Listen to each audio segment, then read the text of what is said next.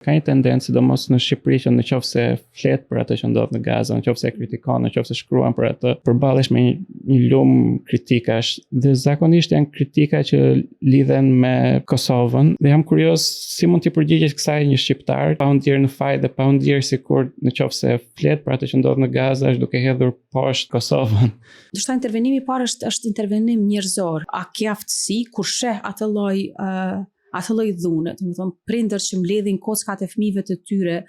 cilët janë literalisht masakru edhe janë dhënë në copa, ose Hind Rajab, një vajzë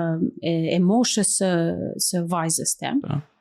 cila vritet brenda në makinë kur kërkon ndihmë me 300 plumba. Nëse këtu nuk arrim ta shohim veten tonë edhe vujtje njerëzore, pa dalë pastaj te kuptime politike, nëse këtë arrim të arsyetojmë në bazë të disa interesave politike, që shpeshherë janë interesa po ashtu dhe banale, frikshmëria për mua është këtu. Në aspektin politik, është e vërtetë që autoritetet palestineze, qeveria palestineze nuk e njeh Kosovën si shtet, sepse në fakt, edhe gjatë viteve të 90-ta, intelektual palestinez si Gada Karmi kanë shkruar në vazhdimsi për atë se si në fakt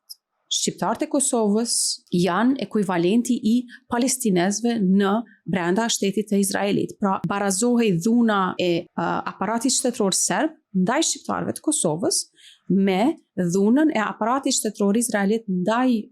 palestinezës. Dhe këto qëndrime intelektuale edhe politike